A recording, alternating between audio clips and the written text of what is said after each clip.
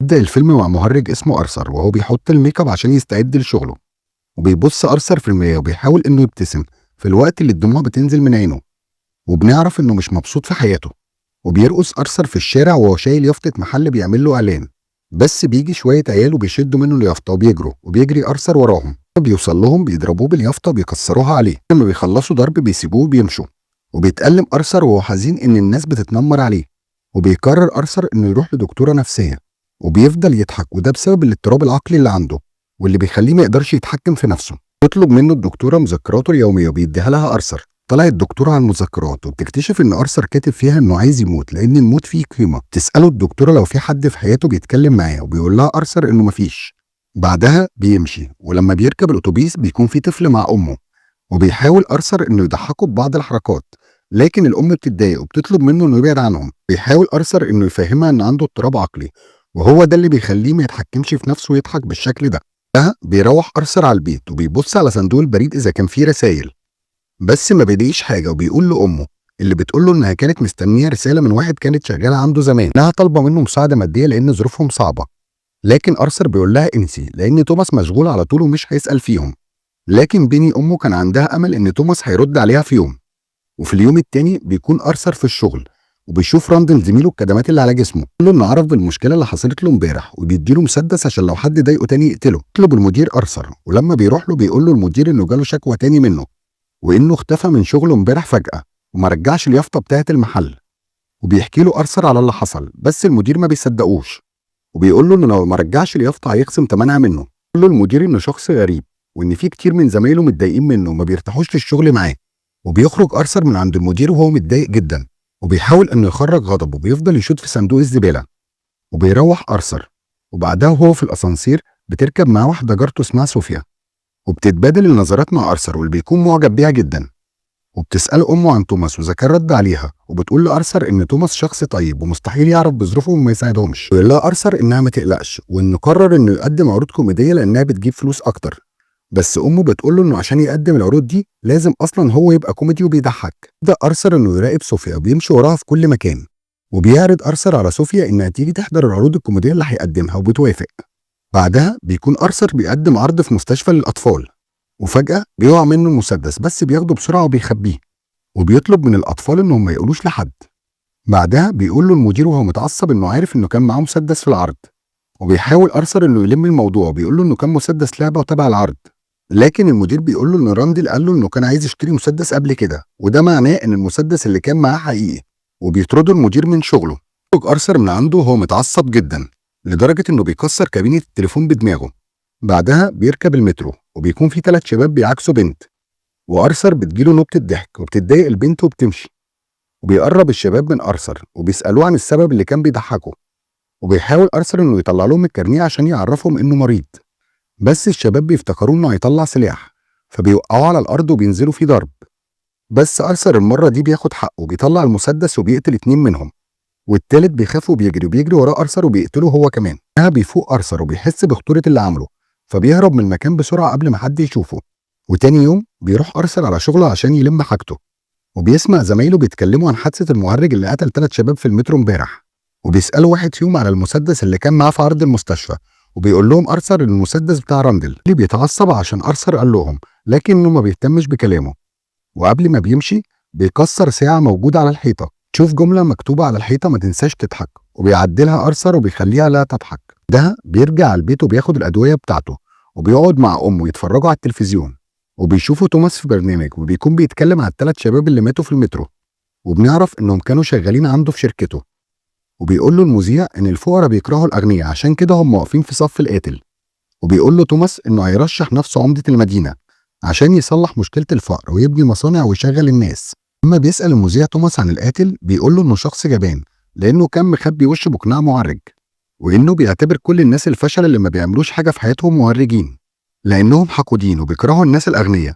وبيضحك أرثر على كلام توماس. تاني يوم أرثر بيروح للدكتورة بتاعته، قال لها إنه مكتئب وإنه حاسس إنه لوحده والناس مش شايفاه، لدرجة إنه بدأ يشك إنه أصلا موجود. وبتقطعه الدكتورة وبتقول له إنها عايزة تقول له على حاجة. ضايق أرثر وبيقول لها أنت مش سامعاني ولا فاهمة كلامي، عشان كده كل مرة بتسأليني نفس الأسئلة. لكن أحب أقول لك إن عملت حاجة خلت كل الناس تحس بيا، وكده أنا اتأكدت إن أنا موجود.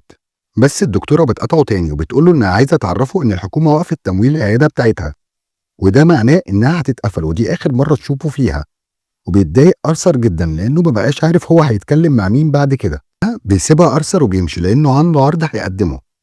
وأول ما بتفتح الستارة وبيخرج أرثر عشان يقدم العرض، بتجيله نبتة ضحك وما بقاش عارف يتكلم، وكل ما يقول جملة يضحك. ده بيقول للجمهور شوية نكت، لكن للأسف العرض بيفشل. وبيكون بين الجمهور صوفيا جت عشان تحضر العرض. يخرج أرثر مع صوفيا وبيشوف الجرايد كاتبة عن المهرج اللي قتل ال3 شباب في المترو. وبتقول صوفيا لأرثر إنها شايفة إن المهرج ده بطل، وبيفرح أرثر بكلامها. وبيشوف عربية معدية وفيها واحد لابس قناع مهرج، فبيتبسط إن في ناس بتدعمه. عشا هو وصوفيا وبيقضوا وقت حلو، بعدها بيروحوا على البيت. وبعد ما بيرجع للبيت بيلاقي أمه نايمة وهي بتتفرج على التلفزيون، وبتقول له إنها كاتبة رسالة تانية لتوماس. والأول مرة بيقرر إنه يقرا الرسالة اللي أمه كاتباها، وبيكتشف إن توماس يبقى أبوه. وبيتضايق أرثر من أمه لأنه ابن غير شرعي، وبتخاف منه أمه وبتقفل على نفسها باب الحمام، وبتقول له إن توماس شخص غني ومعروف وما كانش ينفع يعترف إن عنده ابن غير شرعي، وإنها مضت على أوراق إنها ما تتكلمش. بس أرثر بيكون في حالة صدمة ما بيردش عليها. تاني يوم بيروح على قصر توماس، وبيكون بروس ابن توماس بيلعب في الجنينة، واللي أول ما بيشوفه أرثر بيروح له. يكون أرثر معتقد إن بروس أخوه بيحاول يعمل له شوية حركات، لكن الخادم أول ما بيشوفه بيروح وبيبعد بروس عنه وبيهدده إنه هيطلب له الشرطة. لكن أرثر بيقول له إنه ابن الخدامة اللي كانت شغالة في القصر زمان. يقول له إنه عارف إنه ابنه وإن كان في علاقة بينه وبين أمه، لكن الخدام ما بيصدقوش وبيضحك وبيسيبه ويمشي. وبيرجع أرثر بعدها على البيت وبيلاقي الإسعاف بتاخد أمه على المستشفى. وبعد شوية هما في المستشفى بيجيله 2 من الشرطة يقولوا له إنهم كانوا عنده في البيت وكانوا بيسألوا أمه شوية أسئلة. بعدها جات لها حالة التعب دي، هم عايزين يسألوه بخصوص حادثة قتل ال3 شباب في المترو، وبيقولوا له إنهم عرفوا من مديره إنه كان معاه مسدس وإنه انطرد من شغله بسببه. بس أرثر بيقول لهم إنه كان مسدس لعبة وإنه انطرد من شغله لأنه ما بيعرفش يضحك كويس. وبيسيبهم وبيدخل للمستشفى. وبتكون صوفيا هناك جت عشان تطمن على أمه. لما بيرجع على البيت بيقعد يتفرج على التلفزيون، وبتكون في ناس لابسة أقنعة مهرج وبيعملوا حالة شغب في المدينة، وده بسبب الكلام اللي قاله توماس عن الفقراء. قرر أرثر إنه ينضم للاحتجاجات، وبيستغل انشغال الشرطة وبيدخل للمبنى اللي فيه توماس.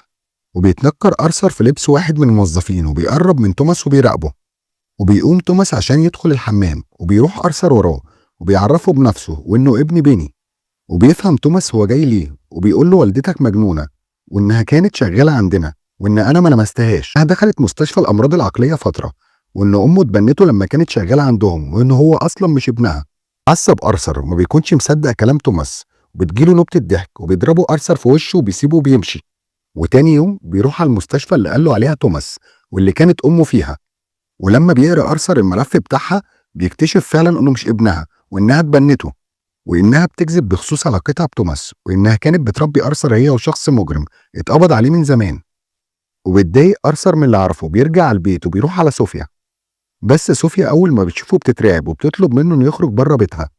وبيستغرب أرثر هي خايفة منه ليه، بيفتكر الأوقات الحلوة اللي قضاها معاها، لكن بيتضح إن أرثر مفيش أصلا أي علاقة بينه وبين صوفيا، وإنه بيتهيأ له إن دي مجرد خيالات. وبيرجع أرثر على شقته وهو في قمة الغضب. وتاني يوم بيروح أرثر لبيني المستشفى، بيقول لها إن حياته كانت مسرحية، وبيحط المخدة على وشها وبيقتلها. ده بيروح يستعد عشان يظهر مع فرانكلين في البرنامج بتاعه اللي كان عرضه عليه. وفجأة جرس الباب بيرن، فبيخبي مقص في جيبه بيروح علشان يفتح، وبيلاقي راندل وجاري زمايله القدام في الشغل واللي كانوا جايين يزوروه لما عرفوا خبر وفاة بيني. راندل بيقول لأرثر إن الشرطة بتستجوب كل الناس اللي لابسين لبس مهرج، وبيقول له إنهم جم وسألوه شوية أسئلة بخصوص جريمة قتل الشباب في المترو. وبيطلع أرثر المقص من جيبه وبيقتل راندل، وجاري بيكون خايف، لكن أرثر بيقول له إنه قتله عشان هو كان بيعامله وحش، وكمان هو اللي اداله المسدس، هو الوحيد اللي كان بيعامله كويس، عشان كده ممكن يمشي وهو مش هيأذيه. بعدها أرثر بيقعد يكمل الميك اب بتاعه اللي هيظهر بيه في برنامج فرانكلين. وبينزل أرثر للشارع وهو بيرقص، وبيقابله 2 محققين وبيطلبوا منه انه يقف، بس أرثر بيجري منهم والمحققين بيجروا وراه لحد ما بيوصل أرثر للمترو، وبيكون كل الناس لابسين أقنعة مهرجين، وبيتلخبط المحققين وما بيكونوش عارفين يلاقوه. بيطلبوا من الناس كلها انها تقلع أقنعة المهرج، بس أرثر بياخد قناع من واحد فيهم وبيلبسه، وبيشوفوا المحققين وبيرفعوا عليه المسدس. بيطلبوا من الركاب انهم يوسعوا لهم الطريق، بس في واحد بيشد المسدس من المحققين وبتيجي فيه طلقة وبيموت، والناس بتتلم على المحققين وبتضربهم، وأرثر بيستغل الفرصة وبيهرب. وصل ارثر للاستوديو عشان يظهر في برنامج فرانكلين، وبيطلب منه ارثر انه يقدمه باسم الجوكر. بيسمع ارثر فرانكلين وهو بيقدمه، وبيقول عنه انه شخص غريب وان مكانه مستشفى الامراض العقليه، وبيتضايق ارثر جدا. بعدها بيدخل ارثر وبيطلع على المسرح وبيرقص وبيبوس واحده من الجمهور، يقعد يقول نكت سيئه عن الموت، وبيقول له فرانكلين ان دي مش حاجه حلوه عشان نتكلم عنها على الهوا. وبيقول له ارثر وهو على الهوا انه المهرج اللي قتل ال3 شباب في المترو، وانه مش خايف من الشرطه لان حياته كانت عباره عن مسرحيه، وانه ما عندوش حاجه يخسرها. وبيتكلم كمان عن فشل الحكومه مع الناس، وان كل الناس بقت سيئه ومحدش بيفكر في التاني، وانهم مهتمين بموت ال3 شباب، ان لو كان هو اللي مات ما كانش حد هيهتم بيه. وبيقول له فرانكلين ان مش كل الناس سيئه وان لسه في ناس كويسه. لكن ارثر بيقول له ان انت كمان شخص سيء، جبت لي البرنامج بتاعك علشان تضحك عليا. وبيقوم مطلع مسدس وموته على الهوا، بينقطع الارسال، وفجاه كل القنوات بتتكلم عن اللي حصل في برنامج فرانكلين. تيجي الشرطه وبتقبض على ارثر، واثناء ما هم في الطريق بتكون المدينه في حاله فوضى كلها لابسه مهرجين، وبيكون ارثر فرحان جدا. وفجاه بتيجي عربيه اسعاف وبتخبط عربيه الشرطه اللي ارثر فيها، وبيغمى على ارثر. وبيكون اللي سايق عربيه الاسعاف مهرج وعمل كده مخصوص عشان يهرب ارثر. وبيجي المهرجين وبيخرجوا ارثر من عربيه الشرطه وهو مغمى عليه. وفي الوقت ده بيكون توماس وعيلته ماشيين في الشارع، وبيجي لهم واحد مهرج وبيقول له توماس انه شخص سيء وبيقتله هو ومراته، ويتبقى بروس لوحده في الشارع. يكون ارثر فاق والمتظاهرين بيسقفوا له وبيهتفوا باسم الجوكر. وارثر بيطلع فوق عربيه وبيرقص، وبيكون وشه مليان دم، فبيرسم الابتسامه على وشه بالدم. بعدها ارثر بيتقبض عليه بيودوه مستشفى الامراض النفسيه، بتكون الدكتوره بتساله شويه اسئله وهو بيضحك. ولما الدكتوره بتساله عن سبب ضحكه بيقول لها ارثر انك مستحيل تفهمي، عشان هي دي الحياه عباره عن مسرحيه. ده ارثر بيخرج من الاوضه بعد ما قتل الدكتوره. وبكده نكون وصلنا لنهايه الجزء الاول. عايزين الجزء الثاني؟ ما تنسوش تكتبوا لنا في التعليقات، وما تنساش اللايك والشير. سلام.